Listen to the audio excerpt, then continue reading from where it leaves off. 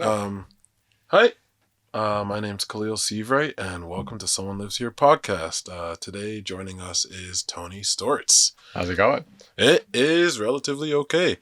Love that. So, yeah, Tony is someone that I work with, and yeah, also an awesome friend, also pretty legit dude when it comes to martial arts and Muay Thai. Really appreciate him introducing me to that world. So, in like 2 sentences, can you tell us a little bit about who you are and what you're trying to do on this planet? Yeah, great question. And thanks for having me on. I'm super stoked to be here. So I run an organization called Better Street, and we basically build and develop homelessness services. So it's like a homelessness consultancy, which is kind of a weird thing. But yeah, it's all about basically trying to make better services for people living in deep poverty or experiencing homelessness or whatever it is. Like, how can we make it 2 or 3% better and then come back and make it a little bit better again? Okay. Yeah. So with that, that also involves building cabin communities. Yeah, the main thing we do is like tiny home communities. That's sort of where I started and like where my background is in and where a lot of my interest is in. It's like these tiny homes under 108 square feet where people who were like previously living in tents can come and have a home that like locks and has heat and insulation and whatever, like the things that we need as human beings to exist. You can do most of that in 108 square feet. Yeah. Yeah. That's cool. Yeah. So I mean I vaguely understand how involved you are with this work. It's like I don't know anyone else that's pushing this forward more than you are. Literally anywhere.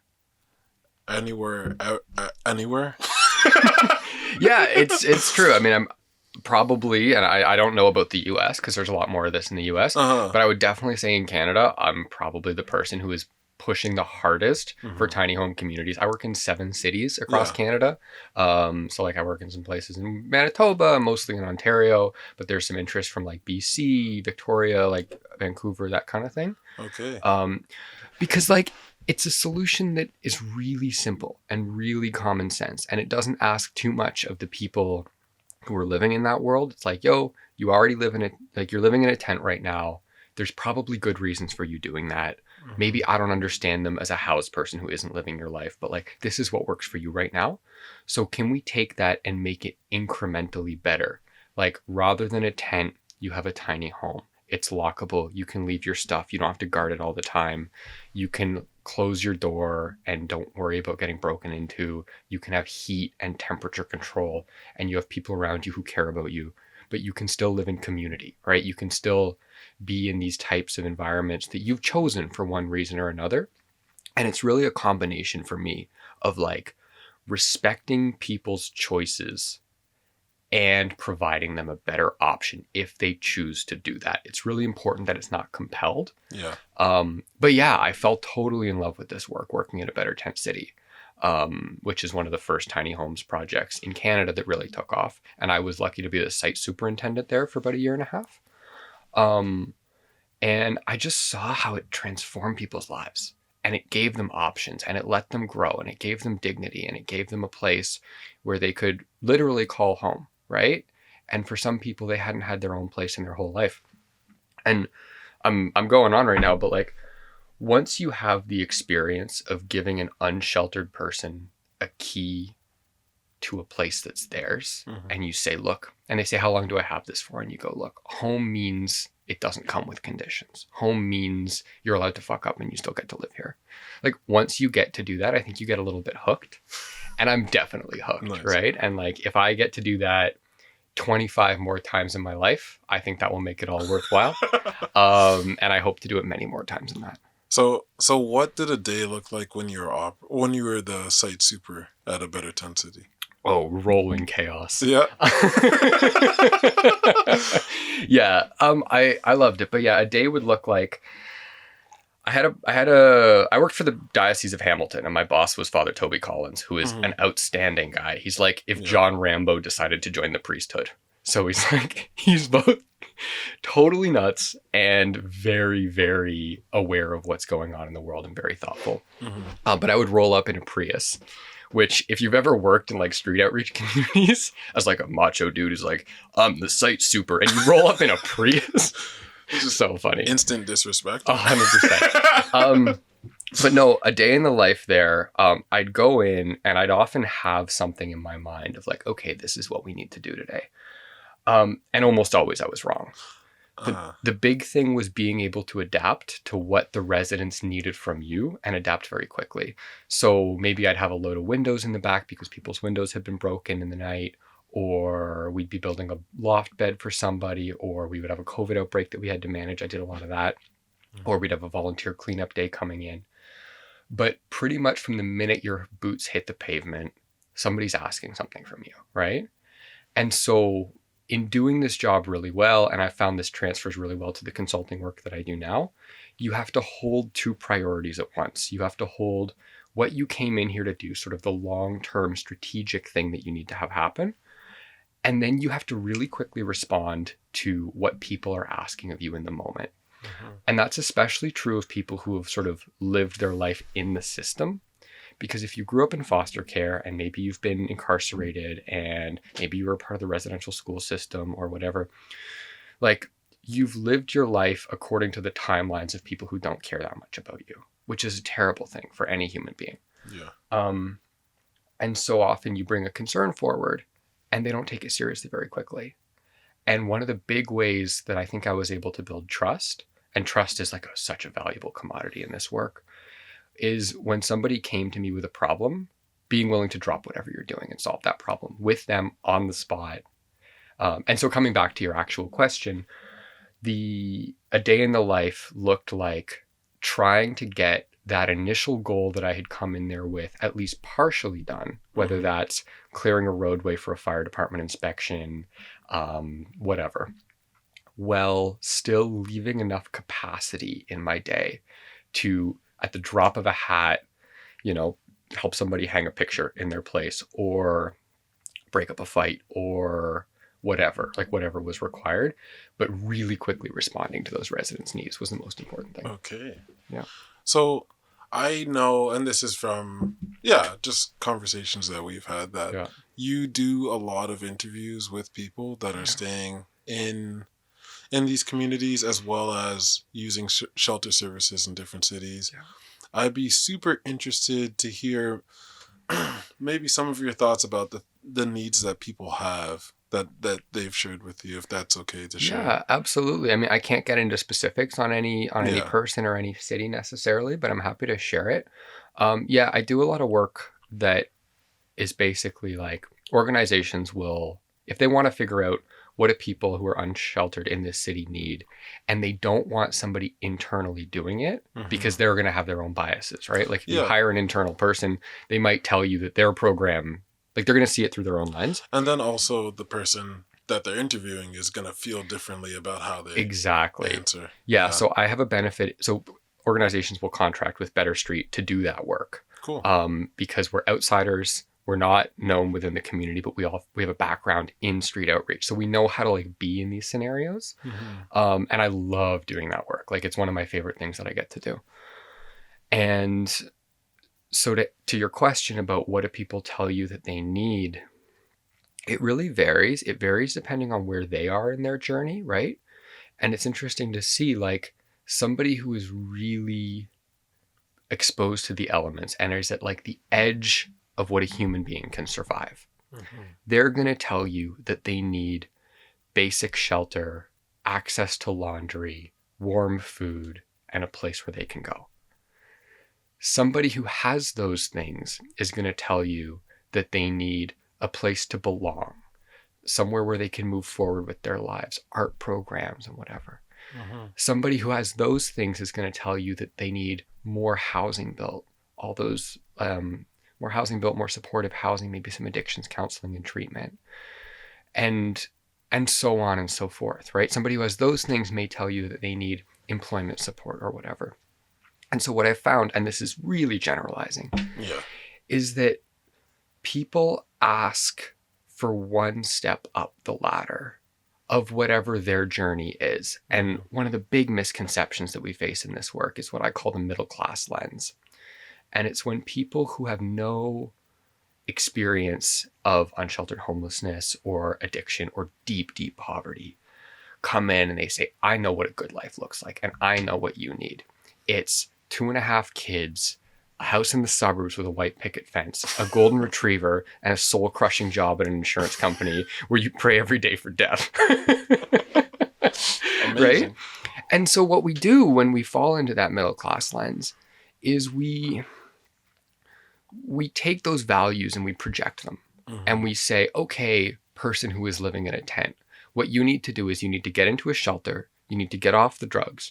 You need to start working, save up for a down payment, get an apartment, get a promotion at your job, start renting a house, and then get a partner, and then have a kid, and then get a dog, and then you're good. And now your life is complete, right? And that may be true for that individual.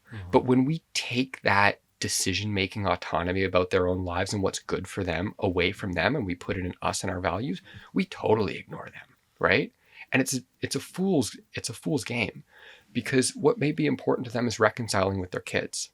And they may go through those same steps, but for the goal of reconciling with their kids. And that's fine, right?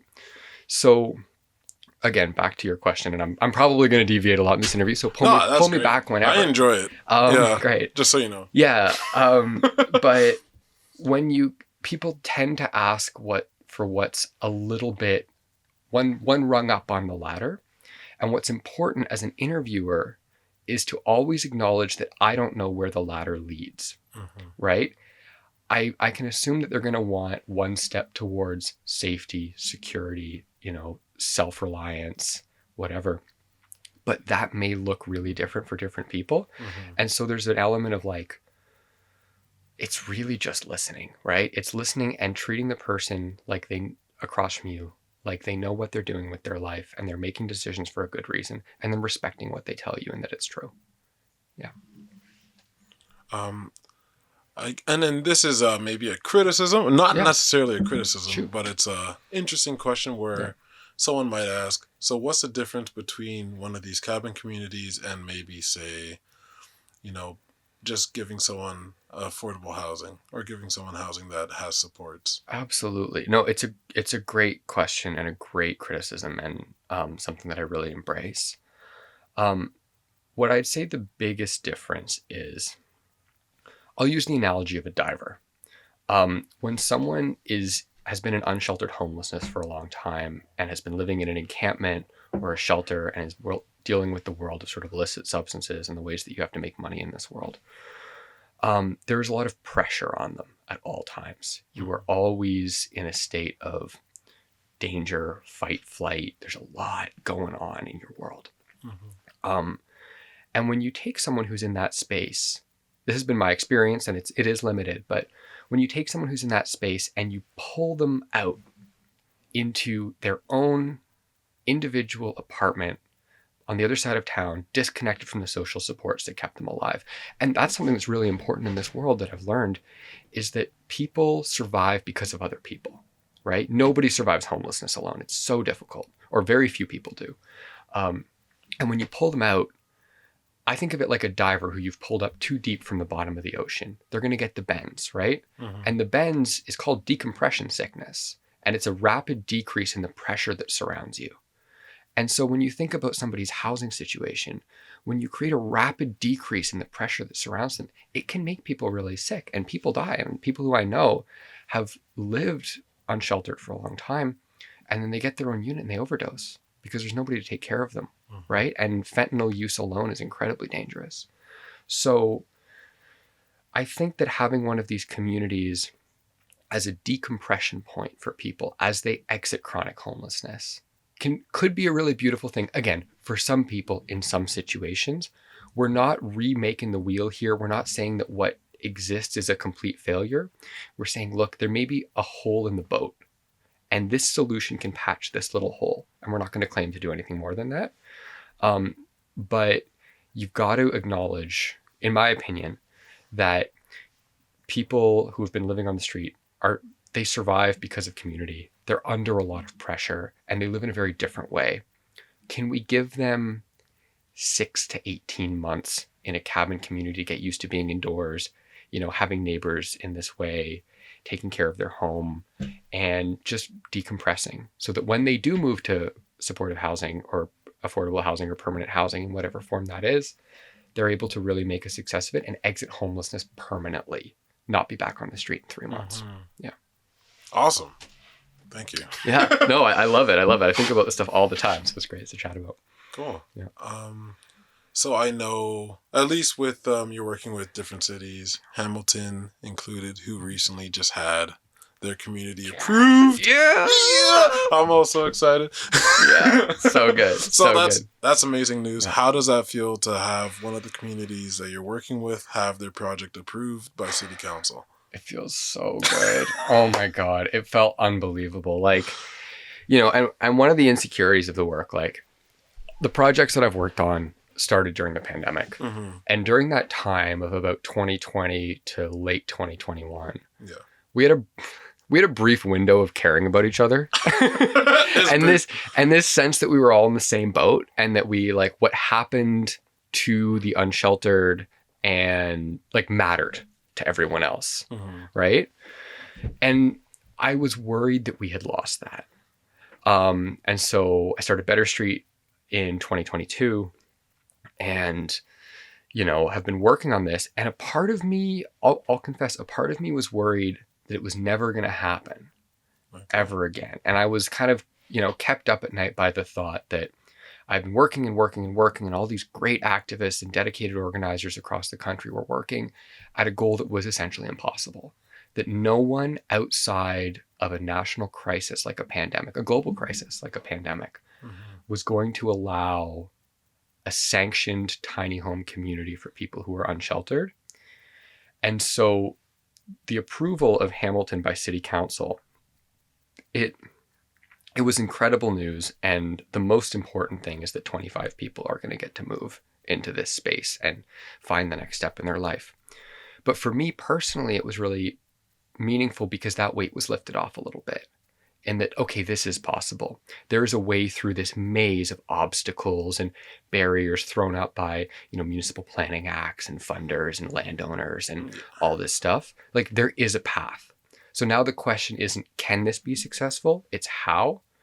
And I'm competitive as hell. So like now knowing that there's a way, I'm like, all right, let's go. We're going to do this everywhere. Everywhere that there's someone living in a tent, we should be able to have the option of a tiny home. Cool. Right. And now it feels possible again.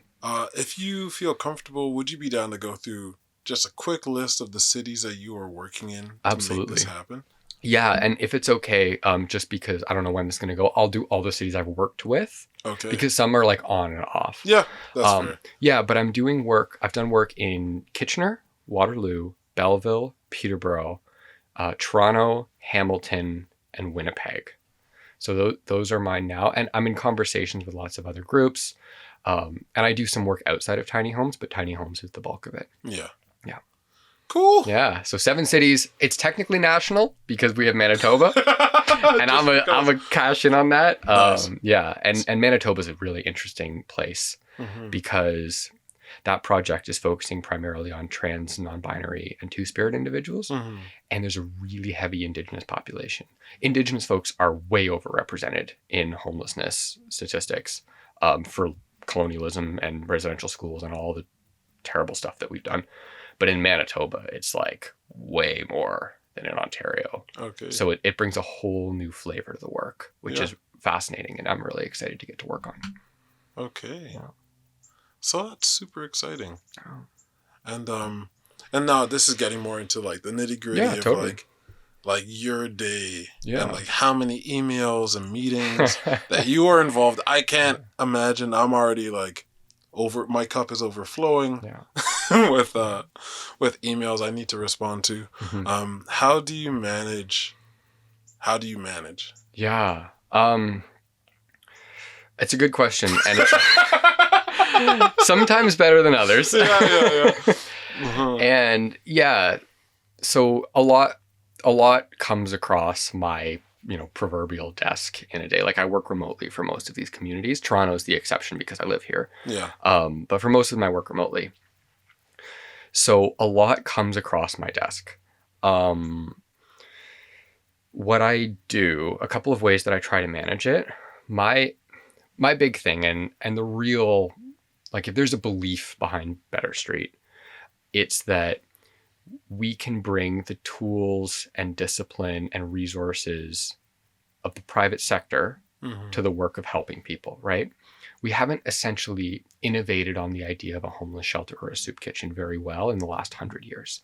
If you look back at the Depression, you'll see bread lines, right? And you'll see rooms full of, church basements with cots on it for the poor to sleep on. And then if you move forward to, I'll say 2016, and you look at a soup kitchen, it's a bread line, essentially. And and you can even say like going to Allen Gardens and like on a Sunday, you can see the drop-in line like stretching out. Exactly. And they're literally giving out bread. Yeah. Right? So I think we've, I'm going a roundabout way back to your question. But as a culture, we're really good at innovating and we're really bad at innovating when it comes to helping people in this way. And I don't know why that is, but I'm not okay with it. Like, I think that's stupid. And I think we should not do that. and I mean, to be extremely fair, I compare that also to education, or that's something immediately that comes to mind where it's like, absolutely. Oh, you're still sitting in a room with 30 people and you're asked to regurgitate information. And you get up and sit down when the bell rings and whatever. Yeah, exactly. It's like training for a factory system that no longer exists. Yeah. Right? But so what I try to do is I really emphasize the process of getting something done. And I was thinking about it on the subway ride over here. What role do I fill for these organizations? And I think at my best, and at Better Street's best, what we are is the oil in the car. We aren't moving you forward. We aren't the gear system, but we're what lets everything else work well together. Okay. And we keep the whole thing lubricated so that you can drive quickly and you can drive far, right? You can drive a car with no oil a kilometer, right? If it's a Toyota or a Dodge Cummins, I don't know there. But oil is essential to move really fast or really far. Yeah. Right? And the groups that I start working with, my thing is like, do you want to move really fast or really far? And if so, maybe you don't need me and that's fine. If you don't need me, don't hire me. I don't care, right? But I can try to help you move really fast and really far. And the things that for me allow that to happen is having really strong internal systems. You have to build the kind of organization that can go really far. And you have to you have to trust each other and all that kind of stuff. And you have to have the kinds of check-ins that allow you to stay on the same page as you move really quickly. Because you can move fast in 8 different directions. That's easy. But to move fast, all staying together, I think you need structure. Yeah. And something with activists is that we don't tend to like structure and people want to like do things all grassroots. So I'm happy to come in and be the structure person. We're going to take minutes at this meeting. It's every week. You are expected to be on time, right? And I hold those pieces so that the organizers and the activists and the people who are really passionate can do the work that only they can do of really caring about the community and connecting with people and getting donors and moving forward with City Hall and whatever. That's the gas in the car, right? That's the steering wheel. That's all those things. I'm not supposed to be that. I'm supposed to be the oil. Yeah, so when you're in the clinch, how hard is it to get a fucking, like a noon, 6 till noon elbow? Oh, so hard, dude. So, especially the fighter's taller than you and they're putting their weight on you. Because that's what the clinch is. Oh, you want to talk about Muay Thai? We'll talk about Muay Thai. Yeah. That's what the clinch is, man. It's you tire the other person out, right? Is it? That's been my experience, yeah. Like, you're in the knees don't do anything, right? Like when you're in the clinch, you're like throwing knees and stuff like that. Knees. The side knee. They're kind of useless. They look useless. They feel useless. I'm not a good fighter. Like I'm really not a good fighter. Okay. And the elbows, like at an amateur level, you don't really throw elbows. Yeah. So the clinch for me is an opportunity to rest and put as much of my weight on the other person as possible. That's terrible. So like what I want to do is like I weigh in at about 137. So you're not doing much.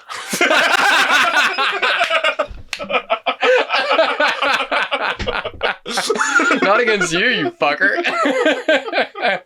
sorry. I'm sorry. But yeah, you gotta fucking just drag them down.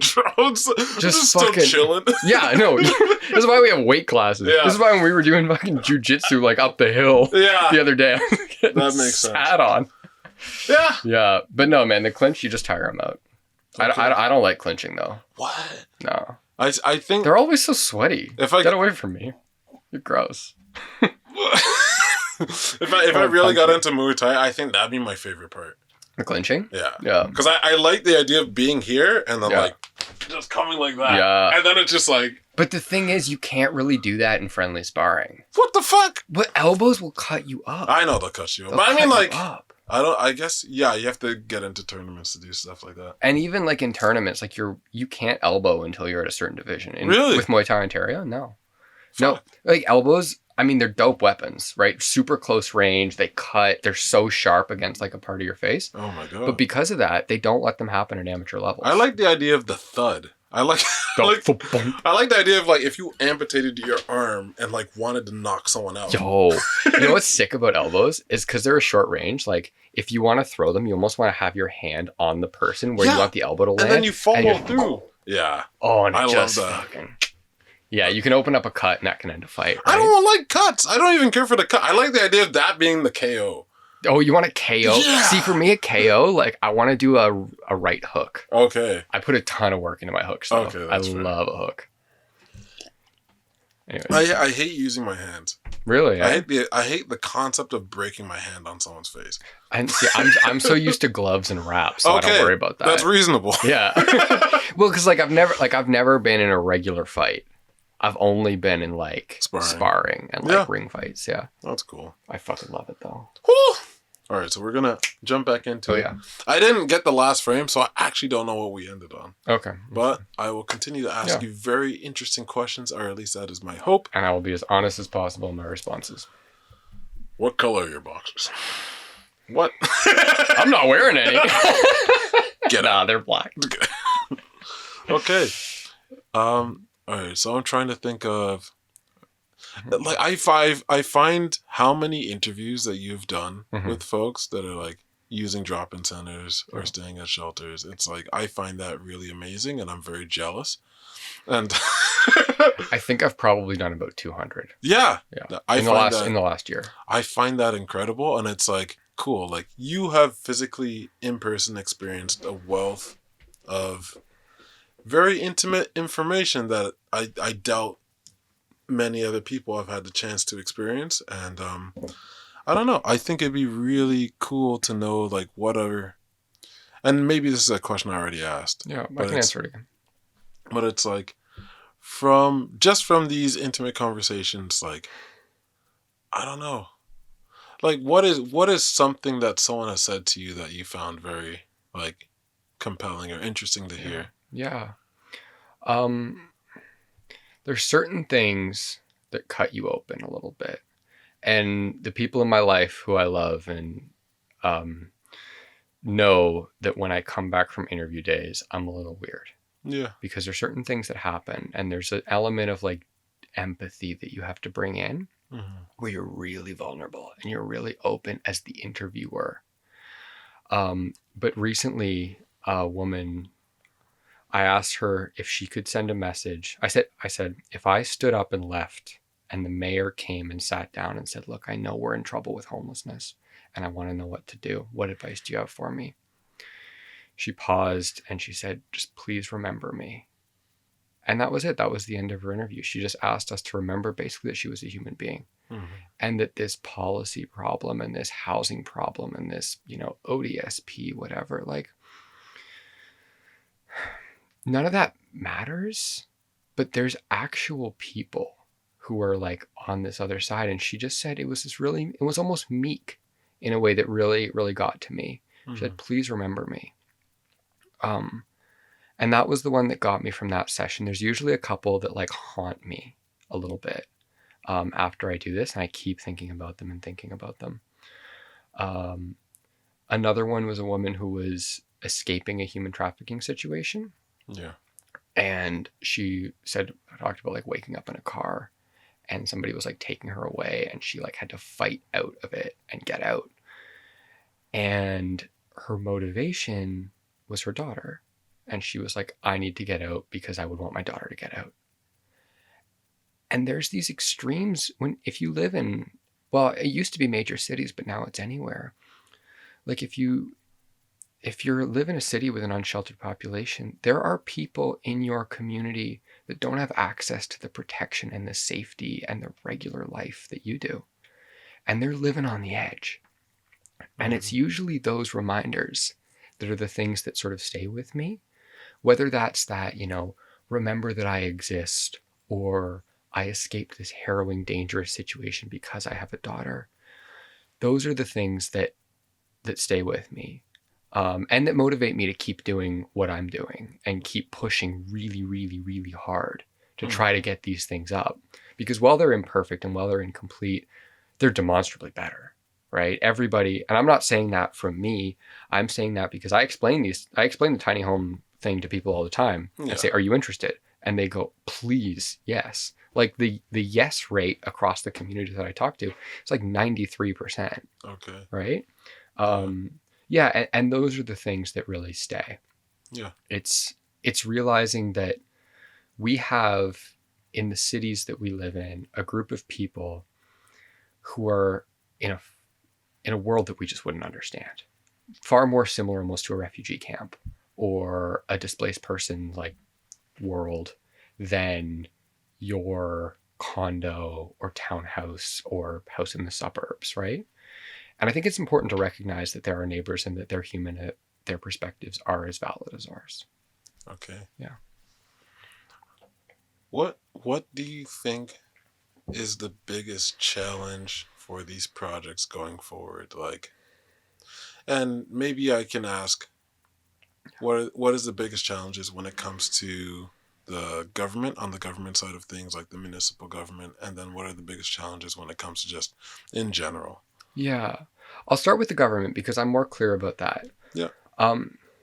Municipal governments are weird because they have a lot of responsibility but not a lot of power, right? A municipality exists at the whim of the province, right? The province of Ontario could reorganize every municipality like tomorrow, and they would have total right to do that.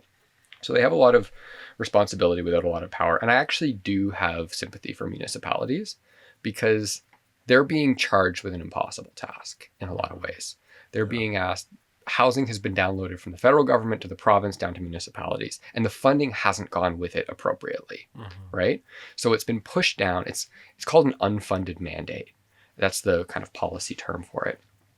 And housing and homelessness has become an unfunded mandate as it moves down to the municipal level. But what I see as the real challenge with municipalities is that the people who vote in municipal elections primarily own single-family detached homes. And municipalities are often made up of ward councillors or city, a ward in a city. So, and not a lot of people vote in municipal elections. No. So what you can have is a group of people running your city who are beholden to certain neighborhoods, and not just certain neighborhoods, but certain types of people in certain neighborhoods for job security, right? And then you have an issue like homelessness, which is really a national issue, and then at a certain level a provincial issue, and then at a certain level a municipal issue. But the people who are unsheltered and the people who support people who are unsheltered vote at far lower levels. Yeah. So they're kind of trapped, right? You can do the right thing and risk losing your job, or you can maintain your job and do something that is harmful, but to a group of people that historically just decisions haven't been made in their best interest. People haven't really cared about, to be really frank. Yeah, and historically they're not going to be as vocal as the constituents that voted for you. Yeah. And so I think that like, you can talk about NIMBYism and you can talk about like restrictive zoning and you can talk about all this stuff. But if I'm trying to like go from the tree down to the roots of what's really the problem, it's that the political system responsible right now, or the political level responsible for solving this problem, is incentivized just to keep it out of neighborhoods, right? Because if you can keep homelessness out of your neighborhood, you will likely be rewarded as a counselor. Not always, but likely, because the people who vote don't want to see that shit, right? And I think that's a huge problem for getting these projects to move forward. And it's where like a mayor may be on side because they're responsible for the whole city, but at the neighborhood level, you're never going to win. No. And that's really, really tough. And I don't know. And it's like, it's so funny. I like to think of arguments. Yeah. No, of course. I like to think of the worst things people can imagine. Absolutely, yeah. Against that project and like the rebuttals that someone might have. Yeah. But yeah, that is super interesting. Well, and the other piece, because you asked 2 questions at the beginning and I just answered the municipal one. But in terms of a barrier to getting this project going overall, I'll go back to the innovation thing. We have not really innovated in terms of how we help people in deep poverty for the last 80 years. That's changing now. That's changing since about 2016, but it was really stagnant for a long time.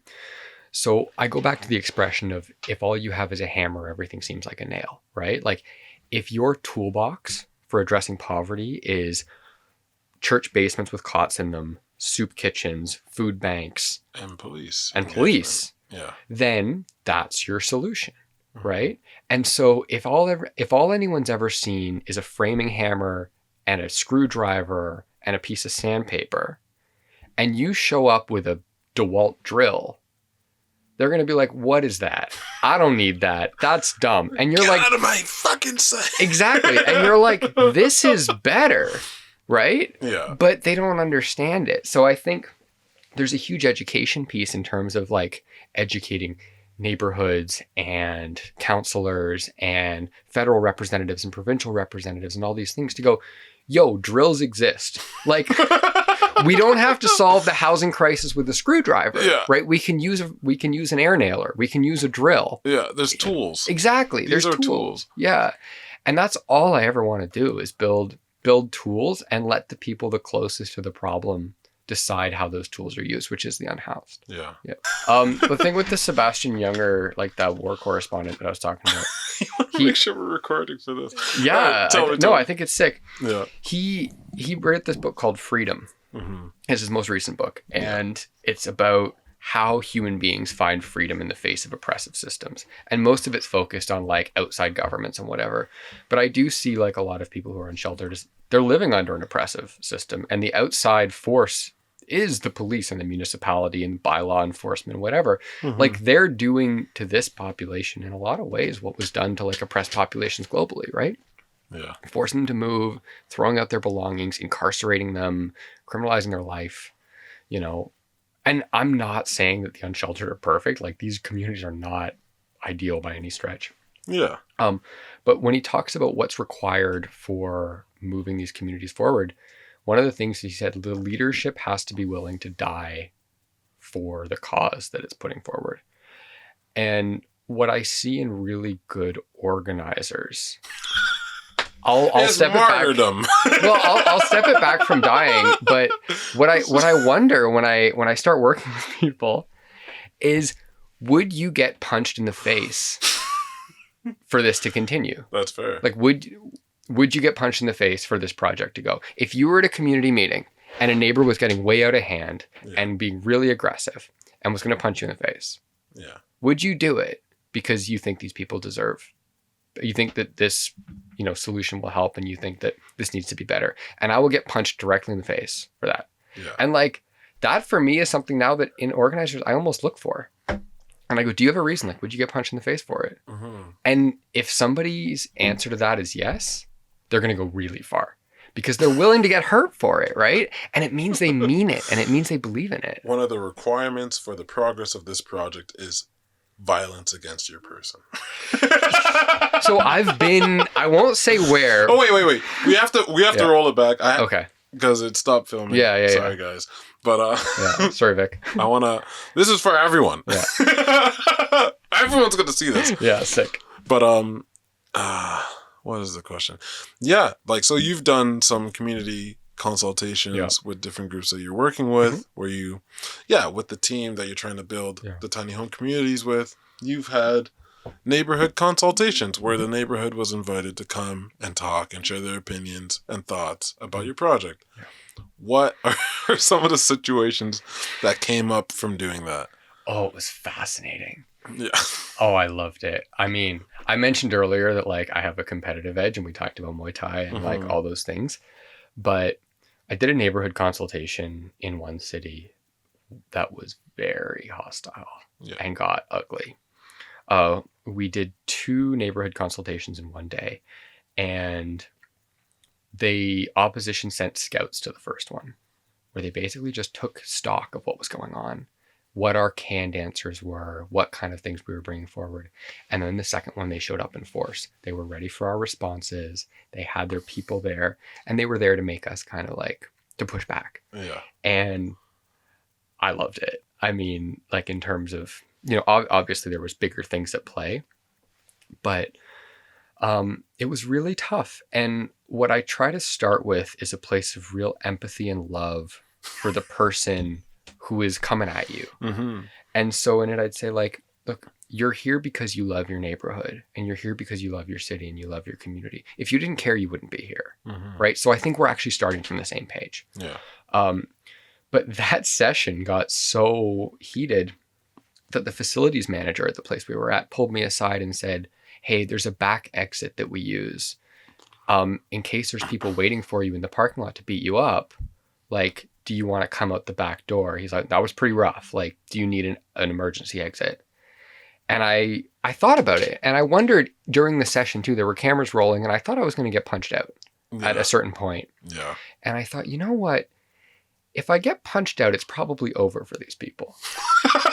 For the team you're working with? No, for the opposition. Oh yeah. Like if they punch out on live camera, you know, an advocate, that's not going to look well for them. No. And so I was like, okay, if they punch me, they punch me. I don't want them to, but if it happens, it's over.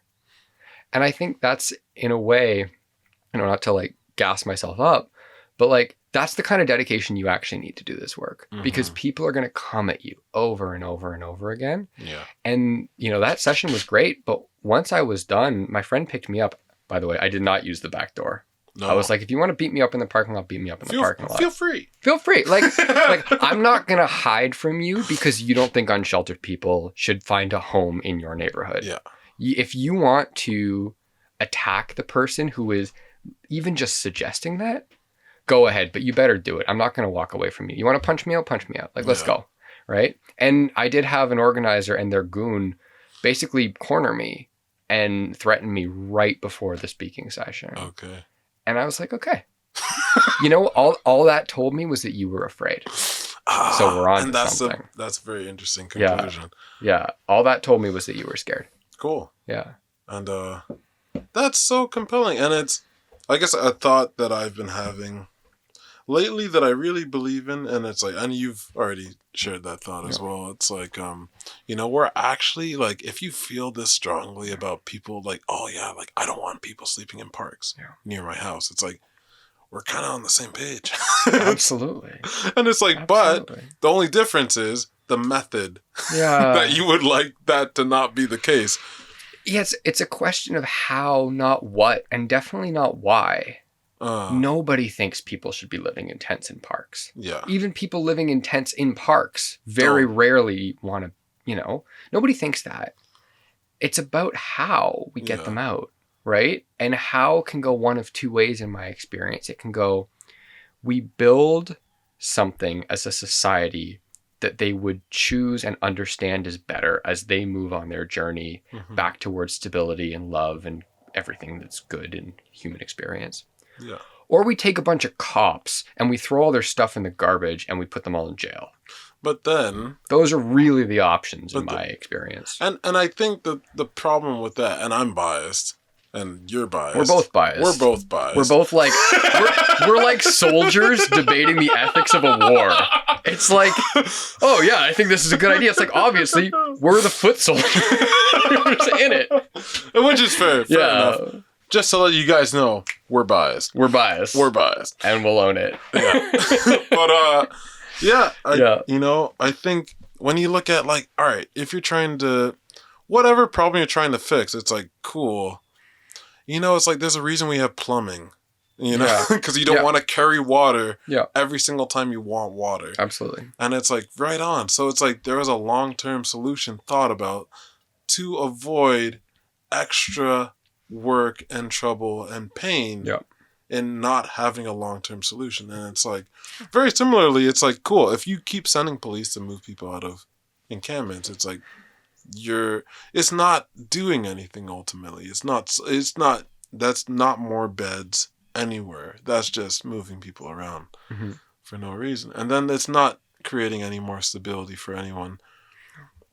So it's, I'm not even asking a question. I'm just saying stuff now. Well, terrible. And just to say stuff in response, right? Like, you can try to push the problem into your neighbor's backyard instead of yours. But which is terrible. It is. Well, and I think that's a fundamental breakdown in how we see each other as a community and like society. A tribe and society and a country and whatever, right? Yeah. Like, you can try to push it into another province at the federal level, right? You can try to push it into another city at the provincial level, or you can try to push it into another ward at the municipal level, right?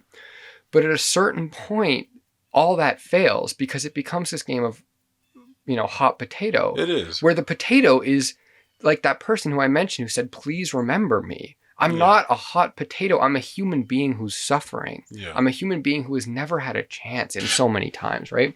Who has been hurt by the systems that we now acknowledge were terrible. We acknowledge now as a country that residential schools was a black mark on our society, right? We acknowledge all these really, really bad things that happened. But the people who are the living memories of that are being passed around like hot potatoes between wards and cities and provinces. To me, that's just shameful. Yeah. Not just on our cities, not on our municipal councillors, not on our provinces, but on our conception as a nation, like as Canada. The nation. As a place with so many resources and people and all these things. Can we not, like we talk about truth and reconciliation. We talk about healing our national wounds. Yeah. We have living examples of these wounds in tents in our major cities, and all we can do is send cops. That to me is a comprehensive failure. Yeah. Tony, to speak to the last point that you brought up, what do you think about the extraction of wealth from the general public and the eventual slavery of humanity to literally a group of people no more than 100? How long you got? These are the intrusive thoughts that come up. That's amazing. During this podcast that I'm like, don't say it. Don't say it. Move into the countryside. Move into the country. Literally. Eat a lot of peaches. Leave cities. Do not stay here. The idea that you should pay for water, pay for food, pay for a house, and it's completely out of your control how much you have to pay, and then you have to exchange your time. Sorry. You have to exchange your time to pay for these things, and how much you get paid for your time is also completely out of your control. This is ridiculous. Guess what? The same amount of effort it takes to build a fucking cabin is going to be the same amount in 50 fucking years. Go do it. It's like, guess what? You can just cut wood and build a thing and live in it with a wood stove. You can carry water. You can run a pipe. It's amazing. Amazing. All right. That's my little... Just for the fanatics. And we're back. We're back. So what, Tony? What were we talking about? I said that my last thing was that we have these kind of national wounds. Yeah. And that the people too often, living in these situations are the walking examples of those. Yeah. And we play hot potato with them. Yeah. And we pretend that they're not real. And we pretend that they're from somewhere else. That's a huge problem that I see everywhere. Oh, yeah. And I guess that, at least in Toronto, when you look at the data, like when you look at whatever, the street needs assessment report from 2018, 2021, it's like the majority of people that are unhoused, like 90% of people that are unhoused in Toronto have lived in Toronto for like more than 10 years. Yeah. And it's like, they're from here. Yeah. And there's this narrative that everybody's from somewhere else. Right. And that, if you're in Toronto, it's like, oh, we're shipping them in from Toronto, or like they're being shipped in from elsewhere. If you're anywhere else, it's like, oh, Toronto's shipping them to us. I've had really small communities be like, these are all coming in for our social services. I'm like, yo, you have one food bank. Like, I respect you and I think you're a great city, but like, you aren't the gold medalist in terms of cushy street services, right? Yeah. And it's this terrible narrative where like, and I think this is true. I'm really going on a limb here, but you know, for countries that have almost like a national sin, and I think in a lot of ways Canada does. Okay. We want to hide it. We don't want to address it. Yeah. And I mean, like, and this gets into wild territories, more intrusive thoughts. I will try to avoid those. Let's have a more reasonable. Okay, let's do it. Yeah. Probably about 10-ish before I gotta go. Okay, that's fair enough. So I will ask you maybe a closing question before I turn into a puddle. Yeah. Closing question. You know, and it's like, there's going to be two questions. Okay. So what do you realistically imagine going forward as an ideal outcome? For folks that are staying unhoused, staying outside, currently in Ontario. Yeah. And yeah. What's an ideal outcome that you see realistically happening? My ideal outcome is something that I think of as flipping the pyramid. So how decisions were traditionally made about people in poverty and living unhoused is like a pyramid, right? You've got like the mayor and premier and whatever, like political leaders. And then you've got your executive directors and your heads of agencies. Then you've got your senior staff, then your frontline staff, and the people who live there, right? And the decisions about what to do are made at the top level and executed in the middle levels and communicated by the frontline staff, and the people who are unsheltered receive the information about what they're going to do. And maybe this is not quite an answer to your question, but if I could make one change, it would be that we flip it. Yeah. The decisions about what to do are primarily made by the people experiencing it. If they don't have the resources or understanding or ability to implement those decisions, they go to the frontline workers. If the frontline workers can't make it happen, they go to their managers. If their managers can't make it happen, they go to their executive directors. And if the EDs can't make it happen, then they go to the mayor and the premier and their elected representatives. Yeah. And it's a change in who has the power and who serves, right? I would love to see the executive directors, and I think some EDs are really good at this. The EDs serve the staff, and the staff serve the unhoused, and then the political leaders serving the EDs.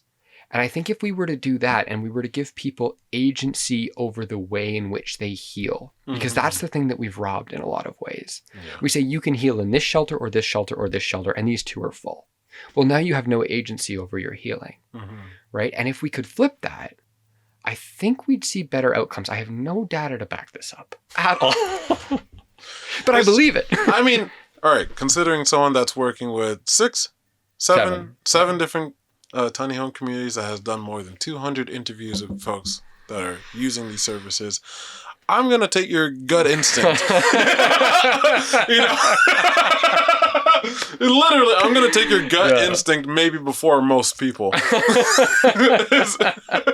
about this issue. I love it. Yeah, I'm really grateful for that answer. Oh, happily.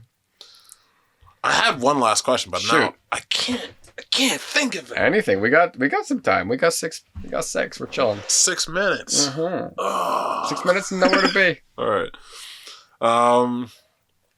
What's your favorite beer? My favorite beer is Pabst Blue Ribbon.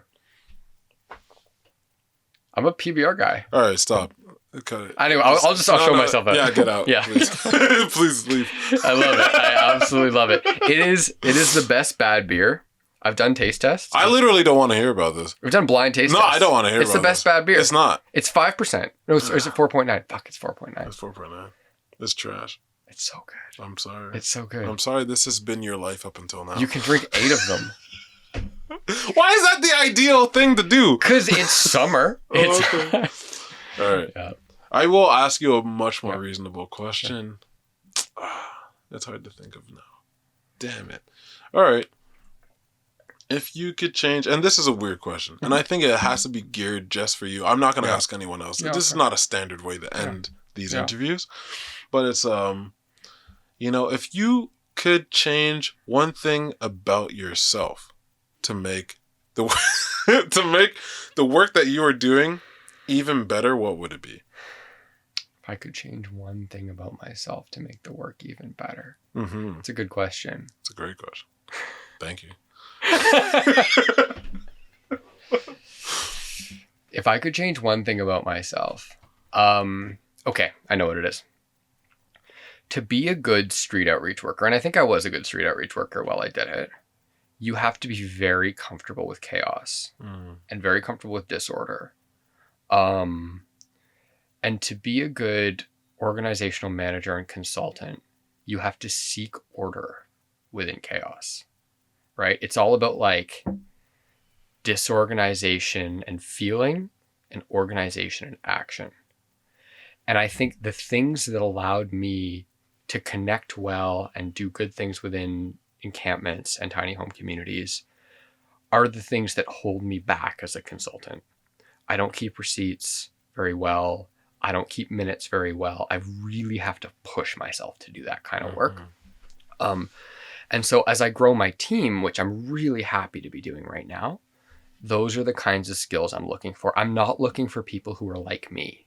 That's a really weird distinction when you start hiring people on to help you achieve your vision. Yeah. Is you want a you. A you feels comfortable, right? A you, but you'll have the same strengths. So you're not as useful to the organization. Mm-hmm. What I'm looking for is people who really crave order and really crave discipline and those kinds of things, because I'm very comfortable with disorder. And I have a messy room and my files are a mess on my computer and I forget to send invoices and I don't get paid and I have no idea how much money I make.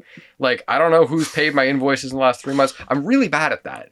You know, my joke is I love my job and I hate running a business. Okay. And one of the things that I think is a real gift about doing this, and this is one of the things that we haven't talked about that maybe we will at some point, of like, why is this a business? Like, why do you run a business of street outreach and helping people, which is always a field dominated by charities and nonprofits? Yeah.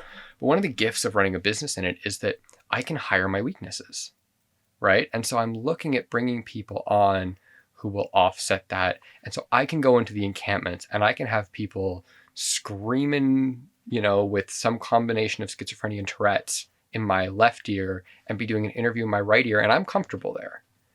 But if I have to like do bookkeeping, I want to jump off a bridge. Yeah. And I think the work would be much improved by my ability to do those really technical, detail-oriented tasks. And I'm trying to leverage the business part of it to just fucking hire people to do it so that I can stay in the chaos, because that's where I'm happy and comfortable. Yeah. Well, that's really informative. And it might not be an ideal ending question, but I appreciate it. Yeah. I'm so happy about this entire time that we spent. And we'll probably do this again. Yeah. And literally anytime. This is so much fun. Fuck yeah. I'm having a great time. Thanks. Cool. Woo! That was it, folks. There it is, baby. Bye.